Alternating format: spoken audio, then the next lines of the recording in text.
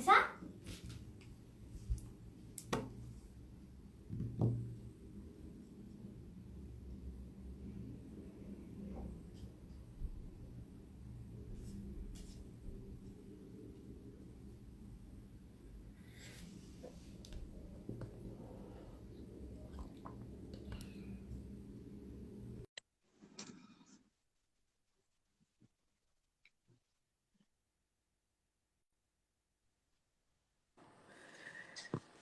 Boa noite, Bela. Como é que Tudo bem, vai? Elo? Tudo bom? Tudo bem? Que gracinha o seu filho perguntando, vai começar? Fala para ele que sim. Você conseguiu ouvi-lo? Ele falou, vai estar aqui do lado perguntando, vai começar? Gracinha, como é o nome dele? O Pietro. Pietro, véspera de feriado, né, pai? Isso é hora de trabalhar, então eu quero saber que E horas eu vou ter você para mim. tem a Beatriz também. Pronto, Pietro e Beatriz. Já já, papai vai poder. Tá conseguindo descansar nesse período, professor? Tá difícil, Isabela. O negócio tá mais puxado do que normalmente. Parece que nós estamos trabalhando muito mais do que nos dias que nós ficávamos fora. Eu acho que é reflexo mesmo da nossa estadia em casa, né? Parece que a gente dobra o período, a jornada fica maior, e isso também acaba acarretando para nós uma pressão, não é? E aí pode, quem sabe, né? Ocasionar o burnout. Né? Opa! Eu. Vamos lá. Bom, primeiramente, obrigado por ter aceitado o convite, tá? É uma honra tê-la aqui comigo. Eu sou um admirador do seu trabalho, você sabe disso, né? Já falei a respeito. E você é a ícone, né, do burnout no âmbito nacional, é verdade, você sabe disso, né, que divulga efetivamente, porque nunca houve ninguém que divulgasse, você foi a única, né, corajosa e competente para isso, e enfrentando tudo e todos, né, enfrentando tudo e todos, mesmo com a carga, né, que era possível ter de risco aí por trás. E acabou conscientizando muita gente, e acabou fazendo com que muitas pessoas elas ficassem muito mais alertas com a saúde mental dos indivíduos. Não só dos empregados, mas também daqueles prestadores de serviço, daquelas pessoas que são trabalhadores avulsos. E desde o ano passado que nós nos conhecemos pessoalmente, eu sempre acompanhei e acompanho constantemente.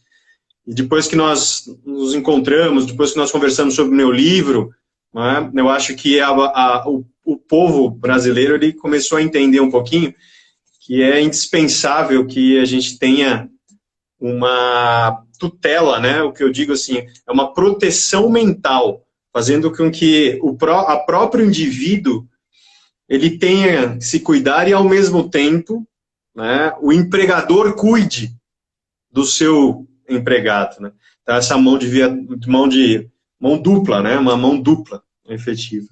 Mas, Sim. novamente, obrigado. Hoje nós falaremos, então, sobre burnout antes e pós-pandemia. Depois eu jogo umas pimentas aqui para a gente conversar. Nós temos muita coisa interessante para falar, até porque, imagina os médicos que estão passando por essa situação. Eu fiz um estudo bem aprofundado dos médicos na Itália e também, né, das pessoas, principalmente dos professores, que estão passando por um enorme sufoco, né, para dar aulas que não estavam acostumadas a essas aulas online. Bom, mas deixa essas pitadas mais para frente e aí eu jogo para você, por favor, a bola. Obrigado, Isabela. Marcelo, eu fiz várias anotações aqui do que você falou. Então, primeiro, boa noite para você, boa noite para todos. Eu sei que tem um monte de live rolando agora, o que é muito importante, porque vai valorizando cada canal individual. Então, muito obrigada por você que está aqui conosco. Depois, Marcelo, eu vou subir todo o conteúdo lá no YouTube, tá? No meu canal Isabela Camargo Real, se você permitir. Por Claro, por incrível que favor. pareça, falo sobre o burnout, tenho focado bastante, né, em autocuidado para o bem-estar da mente nesse período de pandemia até o novo normal chegar. Mas eu já anotei aqui alguns pontos do que você disse quando você fala que estamos trabalhando mais, é aquela velha história do excesso de comida. A disponibilidade faz com que você perca um pouco do controle. Como a gente está trabalhando agora em casa, né? Toda hora é hora toda hora é possível de falar, de fazer reunião, e essa disponibilidade realmente deixa as coisas mais confusas, tempos mais borrados. Você tem vários pontos de vista para analisar o que está acontecendo, mas no caso do trabalho, sim, estar em casa, o computador está do lado da cama, né, ou em cima da mesa da cozinha, então está todo mundo borrando aí todos os tempos e espaços. Podemos falar mais sobre isso, que é, na verdade, o tema, né, que você me propôs, o burnout antes e depois. Antes de entrar realmente no antes e depois, eu queria só pontuar que, quando você diz, né, eu fui a pessoa corajosa para falar do assunto, a minha própria profissão me fez fazer coisas que eu não tinha coragem se eu não tivesse que ser obrigada a fazer. Por exemplo, eu tinha muito medo de fazer qualquer tipo de navegação, barco, canoa, qualquer coisa. E eu me lembro uma experiência que eu vivi na TV Bandeirantes, em que tinha uma matéria que eu era repórter, que tinha que fazer lá um cruzeiro classe C. Primeiro cruzeiro classe C, naquele auge, né, do governo Lula e tal. E aí eu falei assim para minha chefe, não, mas eu não posso fazer, eu tenho medo. Ela falou, não, mas você não tem escolha. Esta experiência me faz te responder agora que o que eu vivi com a síndrome de burnout, eu também não tive escolha. Eu escolhi o jornalismo, mas a missão de falar sobre burnout me escolheu. Assim como outras pessoas transformaram dor em causa. Certo. Hoje, eu sou muito criticada. Algumas pessoas falam assim, você só fala disso. Não, eu não falo só disso. É a mesma coisa que você falar para o médico que faz cirurgias do coração, que ele só fala sobre cirurgias do coração. Como jornalista, durante 23 anos, eu fiz tudo o que me pediram para fazer.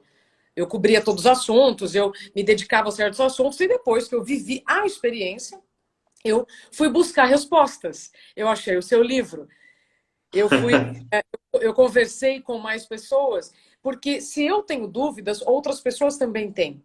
E, para minha surpresa, eu descobri que o assunto era muito mal visto, era muito subjugado, era assim, como se fosse uma piada.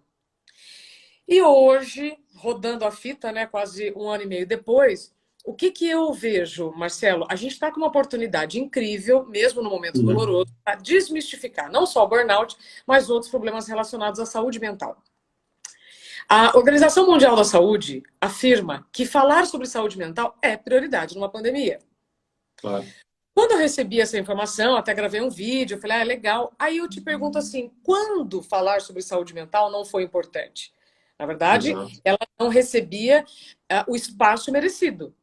Mas hoje está na hora já da gente entender que falar sobre o assunto é muito digno, é necessário, sabe? Vamos parar de hipocrisia, por favor, não dá mais. Então,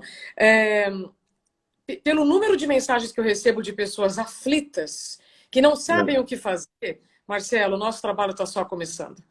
Então, quando você me chama para conversar, quando eu converso com médicos, eu falo, puxa, que bom que eu não parei, que bom que eu não desisti, sabe? Eu sofro ainda pelo que aconteceu comigo? Sim. Até ontem, numa live, uma entrevistada falou uma frase muito boa, que eu vou usar, inclusive, para uma semana sobre história de superação de burnout, já quero te convidar. E ela me disse assim, as empresas, os líderes precisam entender que quando um funcionário passa por um problema de saúde, seja físico ou mental, é só um momento ruim. Não significa que o funcionário seja ruim. Exatamente. Exatamente. Lembra que nós conversamos naquele primeiro momento que você chegou e me perguntou, então como tem que ser tratado, né, essa pessoa? Tem que ser tratado como doente, dando o respaldo necessário para que ele volte a trabalhar e tenha a eficiência que ele sempre teve. É isso, né? Essa é a intenção. Eu fiquei muito, muito tocada com essa frase, tanto que eu falei, eu fui nocauteada, quase comecei a chorar na live mesmo, porque uma outra hipocrisia que a gente vive, sabe, Marcelo, é assim, as pessoas podem dizer que uma outra sofreu injustiça, mas outra pessoa disser que foi uma injustiça, ela está se fazendo de vítima. Então, são tantas crenças que a gente está falando, que envolvem a saúde mental. Então, eu fico muito feliz em ter conseguido superar o burnout, hoje mostrar que existe vida após o burnout. Fico feliz em mostrar que é possível prevenir o burnout. E, digo mais, como o nosso trabalho ainda tem muito chão pela frente, ainda bem que somos muito jovens e mais pessoas estão nesse movimento conosco. Eu participei essa semana de um evento digital, não posso, infelizmente, dar o nome do palestrante, mas a hora que ele falou sobre a questão do trabalho, na hora, assim, foi um balde de água fria, eu falei, meu pai, quanta coisa nós temos que fazer. Ele dizendo, né, quando eu coloquei sobre o burnout e tal, não sei o que, ele falou, mas o burnout não é o excesso de trabalho, porque nunca ninguém morreu de trabalhar. Nossa. Na hora, eu pensei assim, bom, eu não vou poder falar neste momento, mas eu terei lives como a sua para explicar. Eu sugiro que as pessoas coloquem no Google a palavra karoshi, que é a morte súbita pelo excesso de...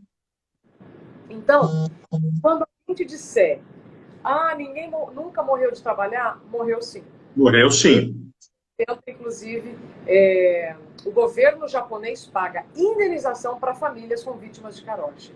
Então, me deixou muito triste ver uma pessoa palestrante, todo, falando, porque o burnout não é excesso de trabalho, o burnout é quando a pessoa não está fazendo uma coisa que está feliz. Verdades e equívocos nessa frase, porque dizer que nunca ninguém morreu de trabalhar é uma piada hoje em dia, tendo o Google, inclusive, como uma ferramenta, trazendo tanta informação. Um documentário chamado Happy, maravilhoso, mostra as famílias vítimas de karoshi, inclusive. Então, temos muito chão pela frente. Falar sobre a síndrome de burnout é falar sobre o presente, reconhecer o futuro, né? Não sei nem, o passado, aliás, não sei nem se vai dar tempo da gente falar sobre isso, mas já olhar para o futuro, que sim, teremos um aumento tremendo nos mesmos grupos, Marcelo, que sempre foram alvo de burnout. Médicos, professores, enfermeiros, jornalistas, advogados, juízes, né? E são as profissões específicas, né, que eu também tive a oportunidade de pesquisar e que estão sofrendo até hoje. Sim. E agora o sofrimento, aparentemente, no tempo, né, de Covid-19, parece que aumentou. Né? E, poxa, se antes era difícil, agora parece que está aumentando ainda mais a gravidade do burnout em razão disso. Então, eu ainda não compreendo a razão da não conscientização por parte dos empregadores frente a essa situação mental dos seus trabalhadores. Eu me preocupo demais com isso. Marcelo, desde segunda-feira eu estou fazendo live sobre o futuro do trabalho, né? E aí estou conversando com futuristas, líderes, para entender, né, o que eles vão... os futuristas, o que eles já estão vendo de habilidades, os empregos que vão acabar, outros que vão começar e blá, blá, blá. Bom, foi unânime entre os futuristas, que são pesquisadores muito sérios, que levantam dados, como vocês, advogados, que os empregos que precisam de repetição, com força física, não terão futuro. Por quê? Os trabalhos do futuro vão exigir o sentimento. Então, os cuidadores, os enfermeiros... Olha que eu ouvi isso, eu falei, poxa vida, então, nós precisamos, como nunca, cuidar deste sistema que comanda todo o corpo. E aí, sobre isso que você comentou, eu fiz essa pergunta para todo mundo, tá? Como convencer as resistências? E também foi unânime. O nosso tempo e a nossa energia é um só. Ou eu uso ela para tentar convencer resistências, ou eu uso esse tempo, essa energia para mostrar dados e apresentar soluções. Então, quando eu falo sobre prevenção da síndrome de burnout, que é um problema ocupacional, custa caro, não só financeiramente, mas para toda a sociedade, não só para aquele cidadão que está afastado do trabalho, custa muito caro. Quando você apresentar para os líderes os números de afastamento, tratamento, recolocação de alguém, né, recolocação de uma pessoa na vaga que ficou vaga, eles vão começar a entender.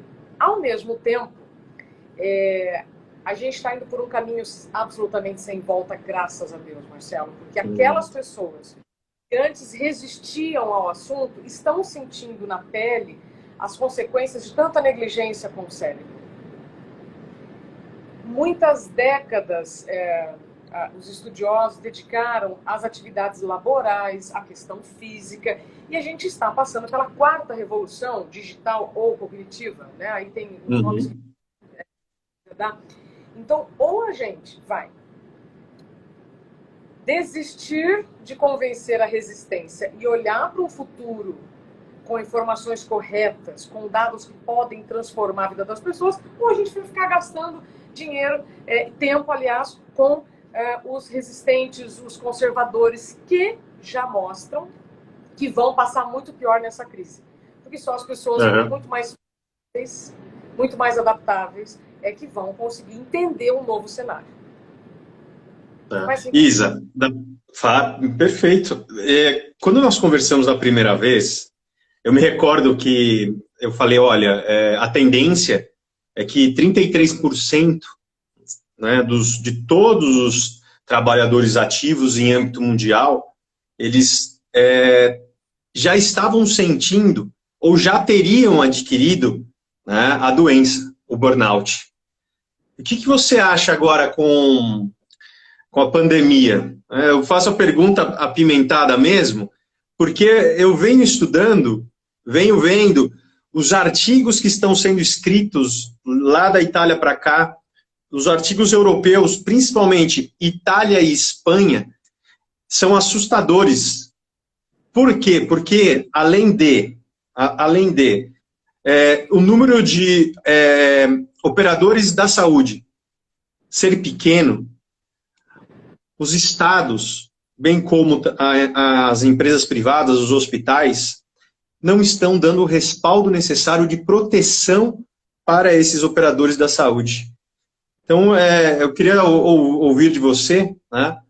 O que você acha, né? O que está causando também isso? Porque é uma pressão tão enorme e não pode se confundir essa pressão para somente se transformar numa depressão.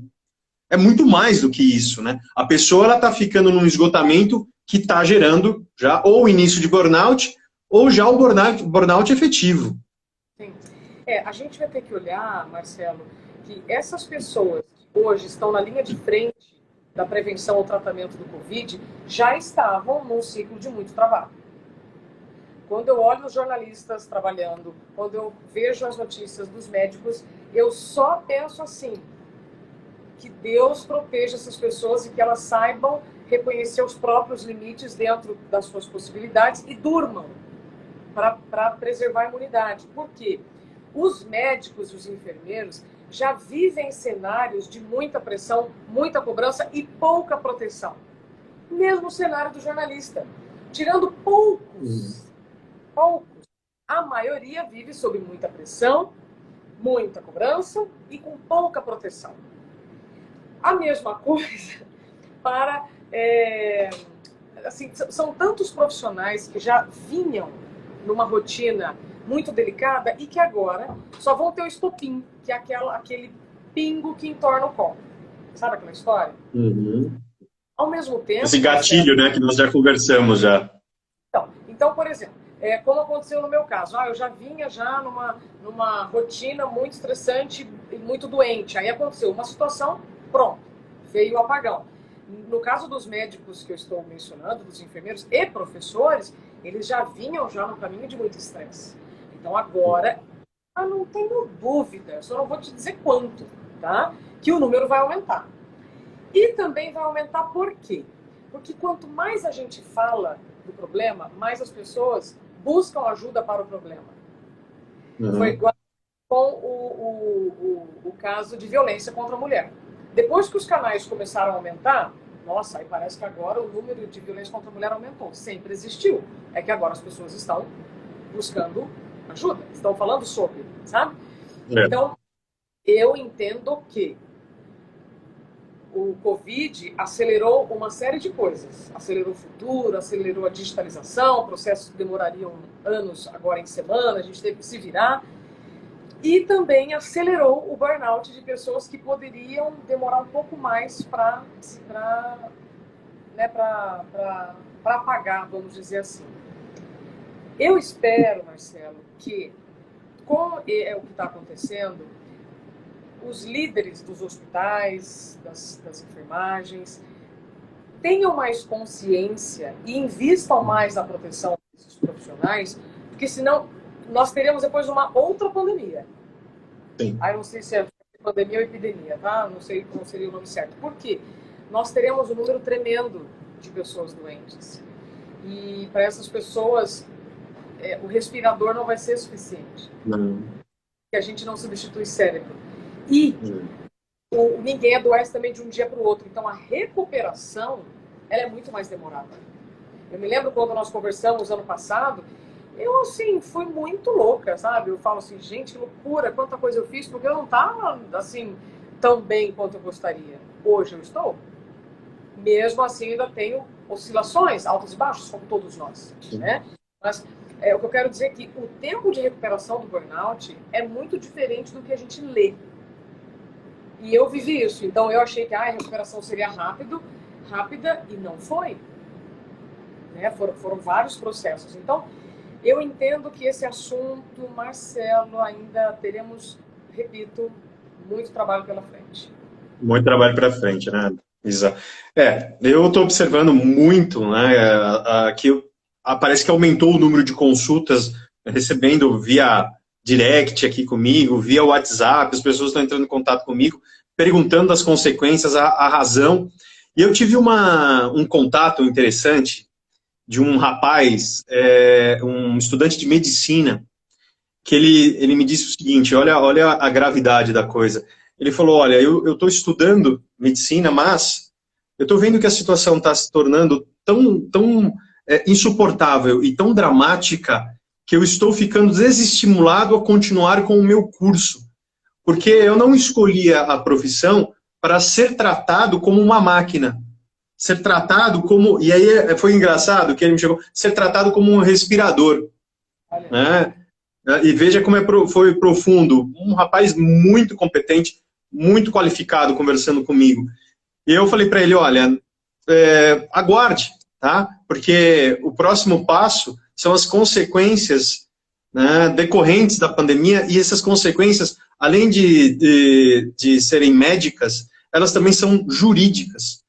E essas questões jurídicas acarretarão multas muito grandes perante esses hospitais, o Estado, ou o município, ou a União, que não se precaveram, que não estão dando no mínimo, o mínimo possível para a proteção dos médicos, dos enfermeiros, fisioterapeutas, fonoaudiólogos, as pessoas que trabalham na limpeza dentro dos hospitais. Então, as consequências elas serão tão grandes, é o que você disse.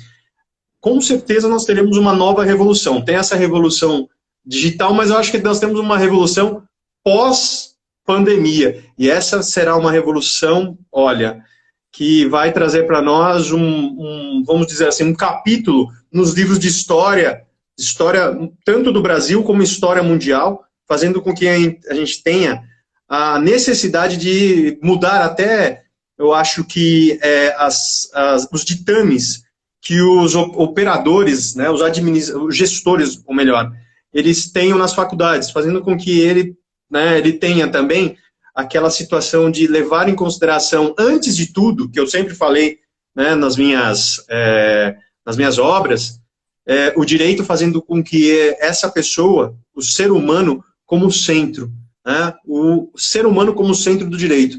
Então, está muito próximo de chegar nessa nomenclatura que eu sustento. Mas, por enquanto, eu acho que ainda falta aos gestores sair um pouquinho dessa visão de só visar lucro, e olhar para os seus funcionários como seres humanos efetivos, e sendo indispensável o tratamento com dignidade. Então, Marcelo, aí o que a gente vai precisar, né, nesse momento, nós que já somos defensores da causa? Muita paciência e cada vez mais como uma comunicação clara para a gente divulgar as informações que ainda não são tão divulgadas assim. Por que eu falo isso?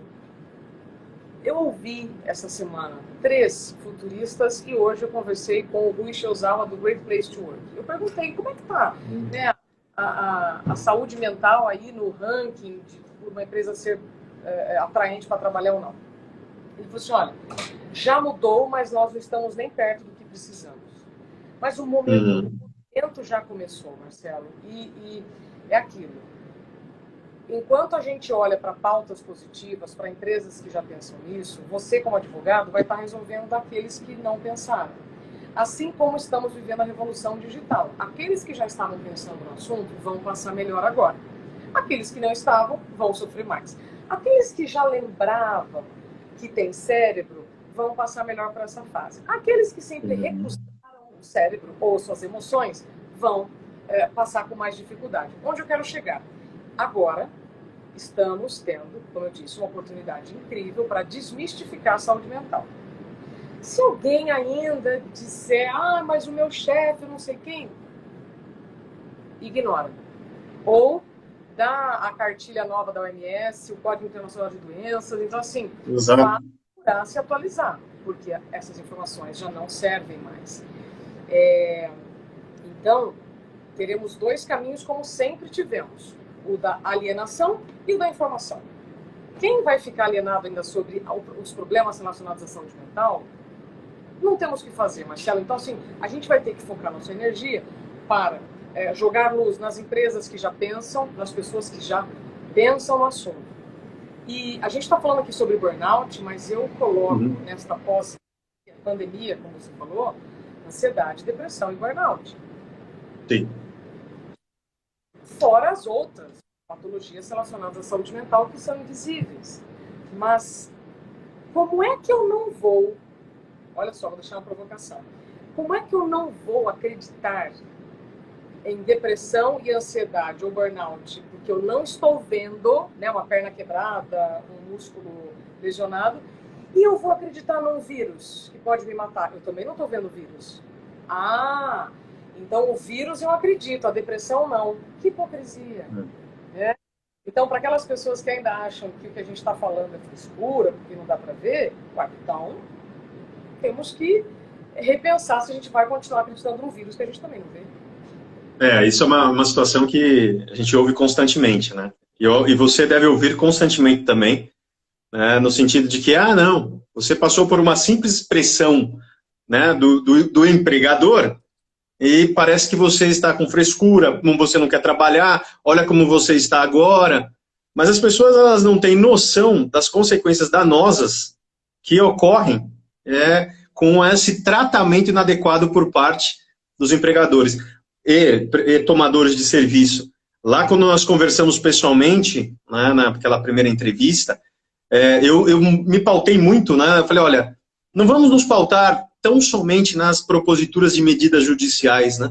O que é mais importante, nada mais é do que a prevenção, a conscientização dos empregadores, né, fazendo com que esse número de pessoas afetadas diminua, né? E eu até, desde lá, e desde o dia que eu comecei o meu estudo, né, do meu doutorado, que gerou o meu livro, sabe o que eu estou vendo, Isa? Infelizmente, que eles estão visualizando, muitos estão visualizando, ainda com uma frescura. Né? E eu vejo que o órgão, eu acredito, né, como você tem muitos contatos, e tem muito contato com o Ministério Público do Trabalho, acho que agora é o momento do Ministério Público do Trabalho ele entrar com força nessa situação, fazendo com que as empresas se conscientizem e haja uma fiscalização muito maior, para que não ocorram mortes, que há mortes. O nosso sistema, você pode falar muito melhor do que eu, né? Você passou por isso. O nosso sistema, né, corporal, ele é afetado em vários aspectos.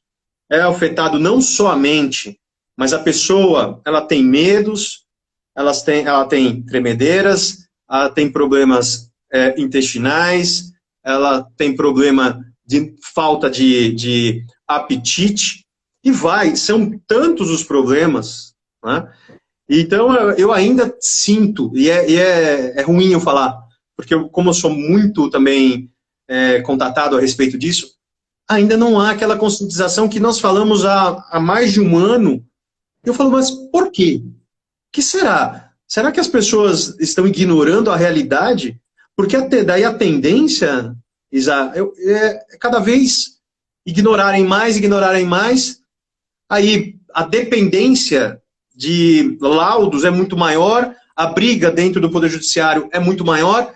O melhor nada mais seria do que uma prevenção, diminuir o passivo e tratar o seu empregado de uma forma, né, adequada, vendo-o como doente. Só que difícil. O que você pode nos dizer, por favor?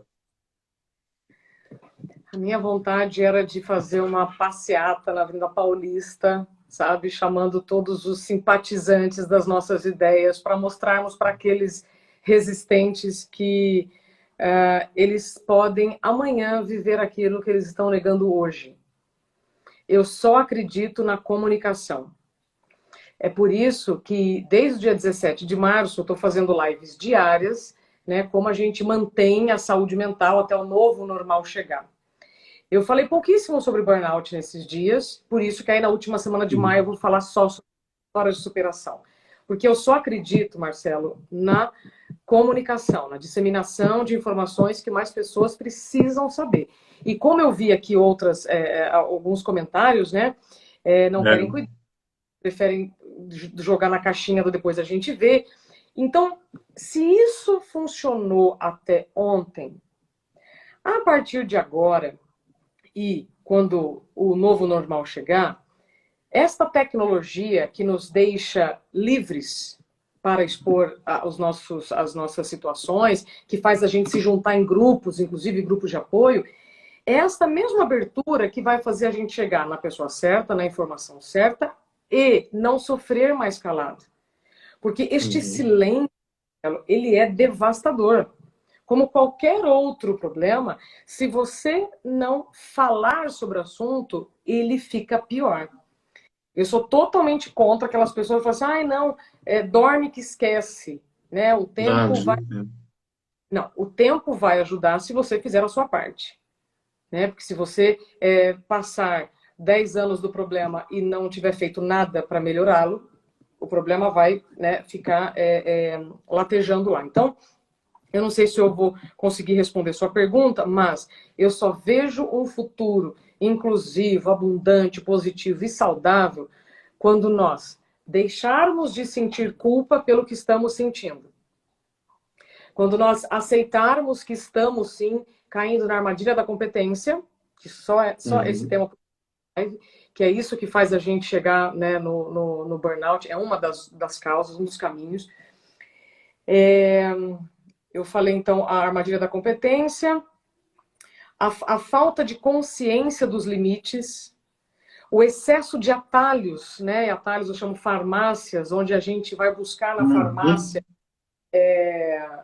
aquilo que está dentro de mim, né? Que é o autocuidado, né? Que é o dormir, é o comer bem, é o respirar, desde os cuidados pessoais aos mais complexos, em que eu vou precisar de alguém para me ajudar, né? Um ser humano que tenha mais conhecimentos que eu. Então, é uma série de mudanças. Nessa história do burnout, eu vejo 2 caminhos muito importantes. O da empresa para mim e o meu para a empresa. Porque também não adianta só responsabilizar aquele local. Porque se ele é conservador, é inflexível e está me tratando de um jeito que eu não concordo, eu vou ter que achar uma alternativa com planejamento, organização, para sair daquele ambiente que está me adoecendo. Mas, se eu sei que eu estou num ambiente que está me adoecendo, o que eu vou poder fazer para não deixar a situação pior?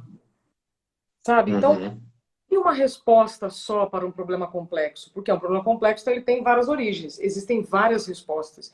E cada pessoa vai buscar a sua cura, o seu tratamento, eu espero que seja cura mesmo e não tratamento, de uma maneira. Mas, independentemente da empresa, do sintoma que vai te levar para o burnout, a comunicação é fundamental. Não percam tempo com as resistências. Os líderes que ainda não ouvem, os RHs que ainda fazem de conta que nada está acontecendo. Não existe. Porque a hora que você quiser se juntar a outras pessoas, a formar um grupo, a buscar ajuda, você vai conseguir. Então ninguém precisa mais... Eu falo um provérbio jurídico que é bem profundo e eu gosto de dizer muitas vezes isso para os meus alunos, para os meus clientes, para todos aqueles que me conhecem. Eu falo assim: o direito não socorre os que dormem. E cai muito, você cai como uma luva aqui para nós. Não é que nós queremos usar do poder judiciário, não é isso. É fazer com que a gente se conscientize, né, o doente se conscientize, que se ele não tomar, né, a iniciativa, ninguém tomará a iniciativa por ele. E aí a consequência é muito maior, muito maior. A partir do momento que você toma a iniciativa e faz um mínimo de provocação, vai levantar uma luzinha ali, com certeza. Se a pessoa ela tem um pouquinho mais, né, de ousadia, ela pode daí até judicialmente pedir a chamada rescisão indireta do contrato de trabalho, saindo da empresa, porque é muito simples se provar aí, nesse caso, burnout, até porque pode ser que você já tenha laudos, pode ser que você já tenha os acompanhamentos médicos, bem como de psicólogos, uma equipe multidisciplinar que te dá o respaldo e que te dá o respaldo documental para isso, né, que é muito importante, essa equipe multidisciplinar durante, né, aí após, né, para que você tenha, volte a ser saudável efetivamente para desempenhar a sua competência.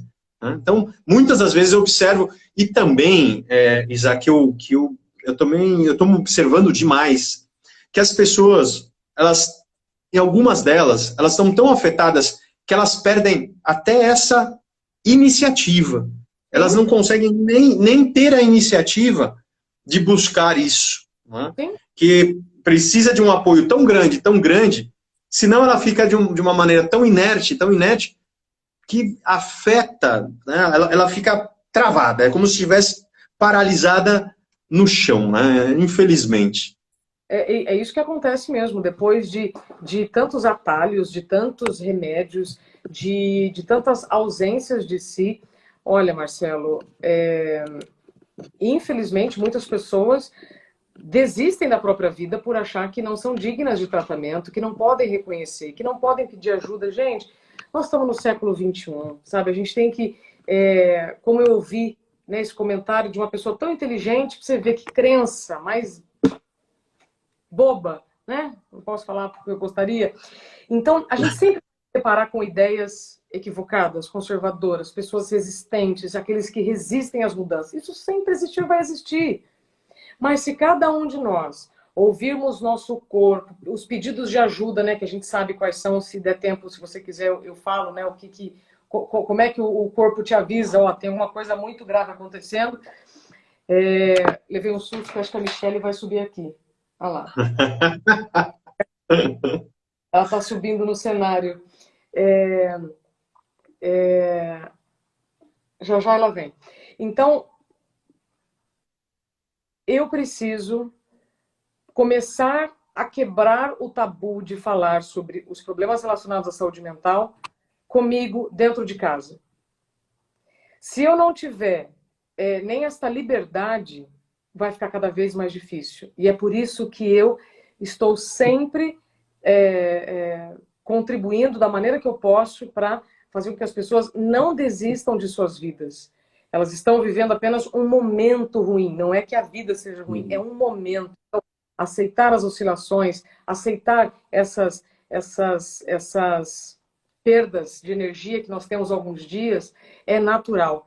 Mas não fazer disso um problema que não vai ter solução. Porque tem solução. Só que aí nós vamos ter que aceitar o problema primeiro. Não sei se eu respondi. É verdade. Confundi. Então, sim, claro. Sim, perfeito. Isa, nós conforme nós combinamos, 40 e poucos minutos, porque você vem de uma maratona de lives, eu sei disso. Você está cansada, eu sei que eu sei porque eu participo das minhas, então eu sinto também esse cansaço mental. Nós teremos uma live posteriormente, né, Deus quiser, em breve aí. Então, preservar, né, a sua saúde, preservar e fazer com que você tenha o devido descanso, né, eu acho que nós devemos agora paralisar. E eu gostaria que você passasse uma última ideia, uma última palavra para todos que aqui se encontram. E aí, aqueles que precisarem conversar conosco, eu sei muito bem que o seu canal é aberto, sei muito bem que você é uma pessoa iluminada, que ajuda a todos, que faz com que essas pessoas cheguem também, né, em mim para dar o suporte também jurídico e preventivo. Então, eu gostaria só, para fecharmos, né, essa noite aqui, por favor. Olha, Marcelo, eu agradeço o seu espaço. Realmente, essa semana eu preferi focar, né, na Semana do Futuro do Trabalho, inclusive porque amanhã é o dia 1º de maio, Dia Internacional do Trabalhador. Né? Não é o Dia do Trabalho, é o Dia do Trabalhador. Muitas pessoas vão perder os empregos, outras já perderam. Eu não me recoloquei desde então é um cenário muito delicado para muita gente. Então, o que eu pensei? Falei, bom, eu estou focando só em autocuidado até o novo normal chegar. Vou aproveitar essa semana, então, do trabalho e trazer cenários, pontos de vista, para a gente desenvolver realmente o nosso pensamento crítico e não ficar só nas lamentações, só no passado, só na culpa. Então, vamos lá. Ou eu olho para a síndrome de burnout e outros problemas relacionados à saúde mental ou desemprego com aquele ar de derrota, não vou conseguir mudar isso, ou eu olho com... É como se eu tivesse a chance de olhar diferente com os mesmos olhos. Porque reclamar não vai adiantar, reclamar do chefe não vai adiantar, reclamar do sistema não vai adiantar. O que vai adiantar é olhar para dentro, nesse momento, reconhecer. O caminho que eu estava vivendo até aqui estava ok? Ah, não estava ok. O que eu preciso mudar? O que depende de mim? Porque o que depende do outro depende do outro e eu só vou poder mudar o que depende de mim. Primeira coisa. Segunda coisa, se eu não fizer o que eu estava fazendo, o que eu posso fazer? Qual habilidade eu preciso desenvolver? Tá? Isso tudo eu estou falando, gente, para evitar o burnout. Uhum. Parece que é só relacionado, então, ao futuro do trabalho, mas é para evitar o burnout. Como prevenir o burnout é quando você faz uma pausa voluntária, porque não adianta essa pausa involuntária estar rolando e você não parar minutos para se observar e entender se aquele caminho que estava seguindo é o caminho que vai te levar a partir daqui. Reconhecer a nossa biografia nesse momento é muito importante, Marcelo, para entender assim, ó, o caminho que me trouxe até aqui, ok, eu honro, mas de repente não é o caminho que vai me levar. Uhum. Então, isso é só com uma pausa voluntária, uma pausa interna. Então, primeiro, reconhecer se o que eu estava fazendo estava ok, se não, como é que eu posso mudar, qual habilidade eu preciso buscar. Parece que eu estou chovendo no molhado, mas a gente precisa ouvir várias vezes a mesma coisa até uma hora que fala, opa, eu preciso mesmo. Os futuristas mesmo me disseram, se vocês tiverem interesse, está tudo lá no meu canal, Isabela Camargo Real. Existem muitos, milhares de cargos com falta de pessoas qualificadas. Teve um estudo da Mercer que ontem eu repercuti, 7.300 executivos de 34 países. Disseram que o principal problema no mercado de trabalho no futuro é a falta de qualificação. Então você vai lidar com mais de 12 milhões de desempregados e muitas vagas abertas por falta de qualificação. Então, se eu não estou feliz onde eu estou, o que eu vou buscar? Qualificação. Marcelo, antes, já estou partindo para a conclusão, tá? A gente tinha um modelo de vida. Eu fazia uma faculdade, tinha um emprego e pronto. Hoje não. Hoje eu preciso aprender o tempo inteiro e se eu mudar de emprego, não há problema nenhum. Então, isso também tem tudo a ver com o burnout, porque às vezes, com medo de buscar um emprego, com medo de buscar uma qualificação, a pessoa fica num lugar muito infeliz.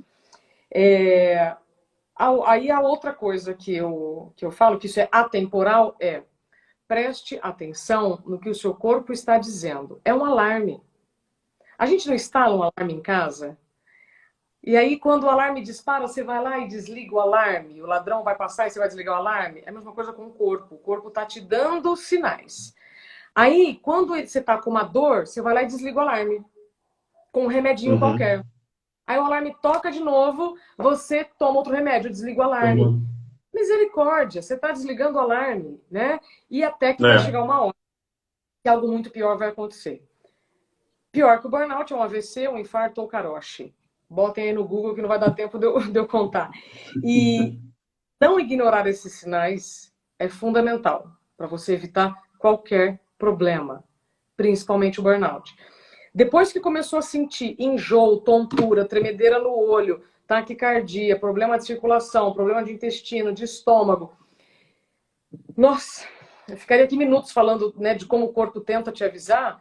Vai acontecer um apagão. Em que você não vai saber onde você está, quem você é, para onde você vai, o que você está falando. Isso é o burnout. É quando o seu corpo fala assim, ó, parou, agora não dá mais.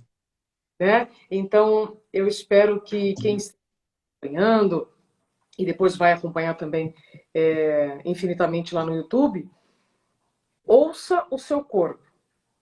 Essa é a primeira recomendação para sempre, para a vida. Não desligue o alarme, porque esse alarme toca para prevenir de algo pior. E o que eu puder contribuir realmente, como você falou, eu estou à disposição. Existe um canal, isabelacamargo.com.br, que ali tem uma série de informações, inclusive de recomendações de livros, tem o seu livro. Tem um outro livro também, professor, muito interessante, que é de uma pesquisadora espanhola que fala sobre sacerdotes. 3 de cada latina tem burnout, porque são pessoas que se dedicam demais e não cuidam de si. Então, quando você vai ampliando o seu repertório de informações, você vai vendo que não é frescura, tá? E aí vai ficar mais fácil depois contribuir com informações corretas. Então, lá é um canal que está aberto, meu Instagram, meu YouTube, estou sempre à disposição no que eu puder contribuir para prevenir a síndrome de burnout. Perfeito, Isabela. Bom, eu vou deixar aqui só um recadinho. Tem um colega meu aqui que trabalha comigo, ele tá assistindo e ele falou assim, Marcelo, você esqueceu de falar uma coisa. E é importante dizer, né, na minha área. Antes de você, que tem burnout, né, pedir demissão, procure um médico. Porque assim, você terá os seus direitos garantidos. Eu falo, esse é o Dr. Carlos, que trabalha comigo, me mandou aqui e falou, olha, não esquece de falar. Eu falei, não vou esquecer. E, só para fechar, para lembrar, graças a Deus eu tenho essa obra aqui, que eu me orgulho tanto, né, de ter escrito, que eu já estou desenvolvendo já a próxima edição, porque tem muita coisa que já mudou. Né? O posicionamento antes, ainda havia uma discussão se a responsabilidade civil era aquela que dependia de culpa, e hoje não mais depende. O Poder Judiciário fala, olha, a responsabilidade é objetiva. Prova a doença, prova o dano e o nexo. Ótimo, porque a natureza das doenças, ela é laboral. É uma doença do trabalho. Bom, novamente, muito obrigado, Isabela, né, de coração. Você... À frente. Olha, muito obrigado mesmo. E aqueles que tiverem alguma dúvida, eu estou à disposição. E eu sei que você também sempre está à disposição. Excelente Dia do Trabalhador a todos. Muito obrigado.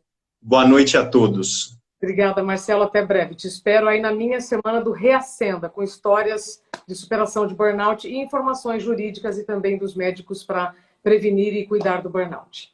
Será um enorme prazer. Obrigado, Isabela. Um beijo. Tchau, tchau. Tchau.